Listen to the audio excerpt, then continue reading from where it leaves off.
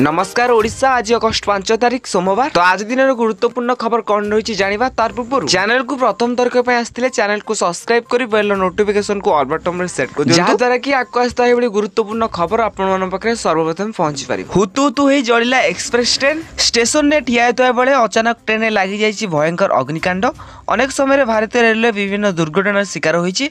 किसी दिन पूर्व ट्रेन लेउटी एमतीक एवं ट्रेन में निया लगी जाइए। एमती किसी भयानक दृश्य देखा मिली विशाखापट्टनम रेलवे स्टेशन में एक्सप्रेस ट्रेन तीनोटी बगरे निया लगी जाइए। तेबे सूचना मुताबिक करवा एक्सप्रेस विशाखापट्टनम लगे पर सेठारु तिरुमाला जाइथांता। किछि समय हॉल्ट करथिला ट्रेन। यात्री माने स्टेशन में ओल्लाई पानी भरुतले बोतल में आउ एति बेले सुबिला अरे ओल्लै पड़ ट्रेन में लगी जाइए निया जहा फल यात्री माने निज जीवन को बचाई ट्रेन ओल्लै पड़ते।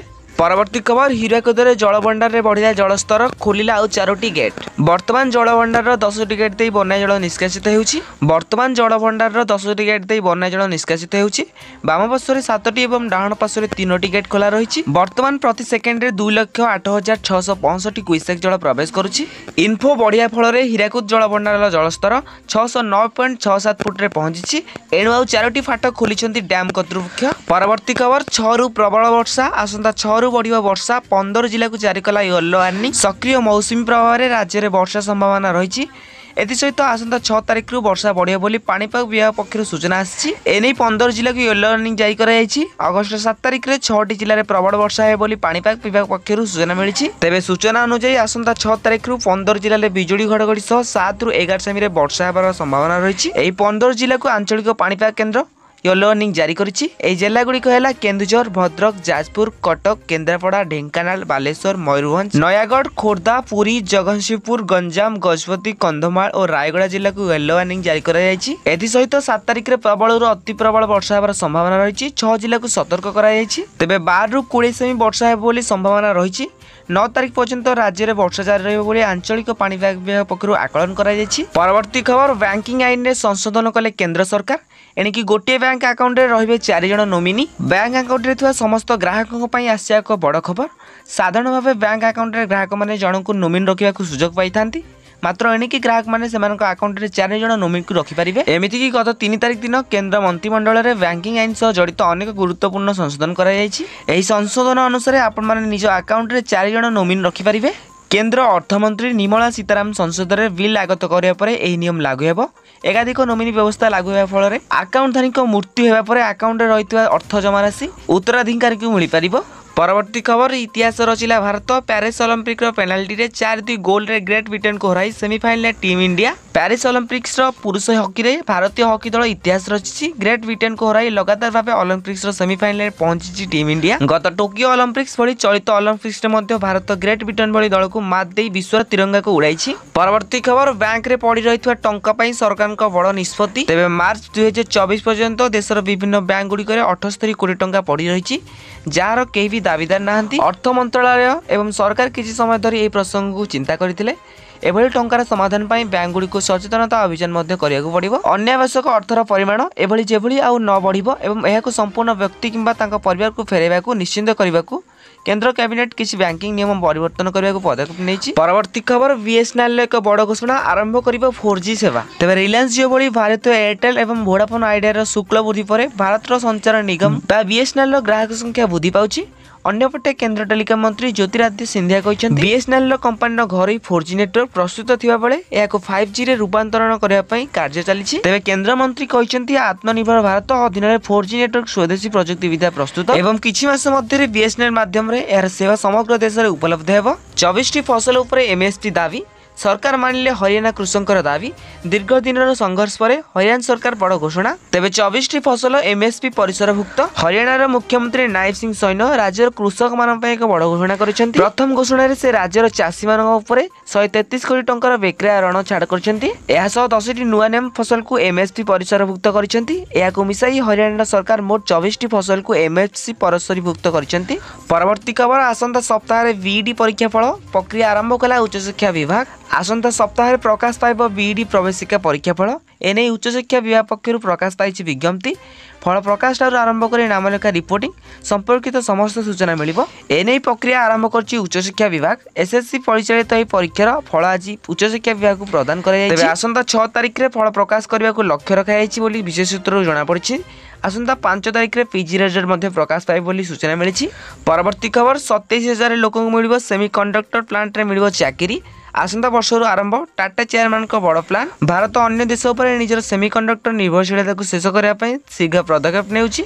एहाकु दृष्टि रखी गतकाली मेरीगांव जिलार जारी रोड रे 27,000 कोटी टंकार मूल्यर एक सेमीकंडक्टर उत्पादन एवं परीक्षण कारखाना भूमि पूजन कराइथिला। तेबे जागी रोड रे थिबा टाटा सेमीकंडक्टर प्लांट हेउची भारतर स्वदेशी सेमीकंडक्टर उत्पादन एवं परीक्षण कारखाना। तेबे टाटा सेमीकंडक्टर प्लांट रो भूमि पूजन पर भाषण देई टाटा सन्स अध्यक्ष एन चंद्रशेखर कहचंती टाटा ग्रुप आगामी सेमीकंडक्टर कारखाना 27,000 नियुक्ति देव। परवर्ती खबर कांथ पड़ी चलीगला 9 निरीह पिलांक जीवन सहायता राशि घोषणा कले मुख्यमंत्री। मंदिर रे धार्मिक कार्य चलता बेले घटला अघटन भूषुड़ी पड़ा मंदिर कांथ पड़ी 9 पिलांक मृत्यु घटी। सेहीपरि अनेक आहत होइछन्ति। मध्य प्रदेश रही घटना घटी सागर जिलार शाहपुर अच्छी दहरद्वार बाबा मंदिर।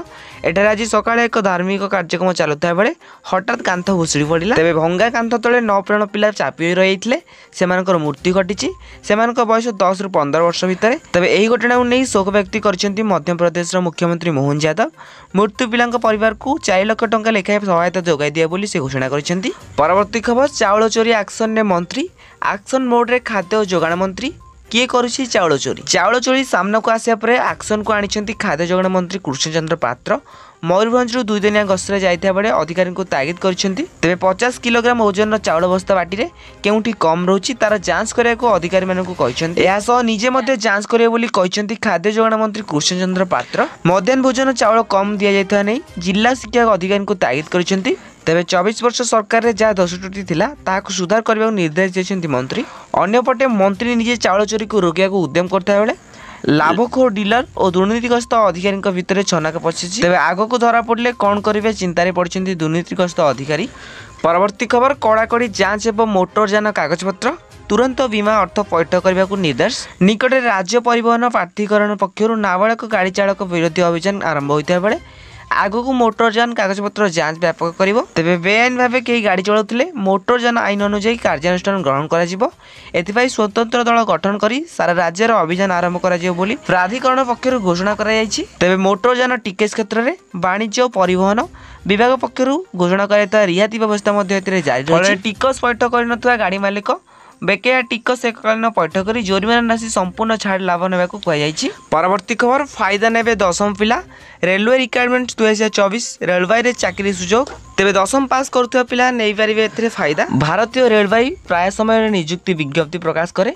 भारत अनेक प्रार्थी मध्य एने आशाई थांती। आपण जदि भारतीय रेलवे रे चाकरी करने नहीं अनेक स्वप्न देखुंती तेबे एही खबरटी आपण पई नित्यांत गुरुत्वपूर्ण। एने रेलवे नियुक्ति आरआरसी विज्ञप्ति प्रकाश करिछि। एही नियुक्ति समय विस्तृत भाव जाना पूरा खबर टी पढ़ंतु। एही नियुक्ति माध्यम लेवल 1 और लेवल 2 पदवी पूरण हेबो। एने ऑनलाइन माध्यम आवेदन करिया पड़िबो। उभय पुरुष और महिला माने आवेदन करि परिबे। तेबे द्वादश पास करता पिला मध्ये एथिरे सुजोग नै परिबे। एही नियुक्ति माध्यम स्काउट और गाइड कोटा अनुसार पदवी पूरण हेबो। तेबे ऑनलाइन आवेदन तारीख रही 29 जुलाई 2024 रु ऑनलाइन आवेदन शेष तारीख रही 28 अगस्त 2024। तो आपण जदि आवेदन करबा चाहछंती तो नियत भाव जाई आवेदन करंतु। परवर्ती खबर अष्टम वेतन कमिशन को नहीं आसिला बड़ अपडेट। जदि आपण मध्ये जने सरकारी कर्मचारी तेबे सरकार द्वारा आपन को बहुत बड़ उपहार मिलबे को जाउछि। तेबे अष्टम वेतन आयोग को नहीं आसिला बड़ अपडेट। प्रति 10 वर्ष रे कर्मचारी वेतन एवं उत्तर समीक्षा पई सरकार एक वेतन आयोग गठन करंती। तेणु वर्तमान देश अष्टम वेतन आयोग गठन हेबो। सरकारी क्षेत्र में कार्य करता देशर लक्ष लक्ष कोटी कोटी कर्मचारी से वेतन वृद्धि समय को नहीं अपेक्षा करथांती। तेबे अष्टम वेतन कमिशन को नहीं एनडीए सरकार केंद्र को पुणी फेरिछंती। वर्तमान केंद्रीय कर्मचारी को सुविधा पाई तेबे खूब शीघ्र अष्टम वेतन आयोग गठन करा जाय परिबो। संपत्ति गणमाध्यम रिपोर्ट यह कहुई। तेबे सरकार खूब शीघ्र एक बड़ निष्पत्ति नहीं पारंती बोली आलोचना हेउछि। तेबे परवर्ती खबर समस्त को मिलिबो मागणा वीसा। पेरिस ओलंपिक्स रे भारत वर्तमान पर्यंत स्वर्ण पदक हासिल करि पारे नाही। तेबे भारतर गोल्डन बॉय नीरज चोप्रा ऊपर समस्त नजर रही। से भारत पर स्वर्ण पदक हासिल करि पारंती बोली आशा करुछंती भारतवासी।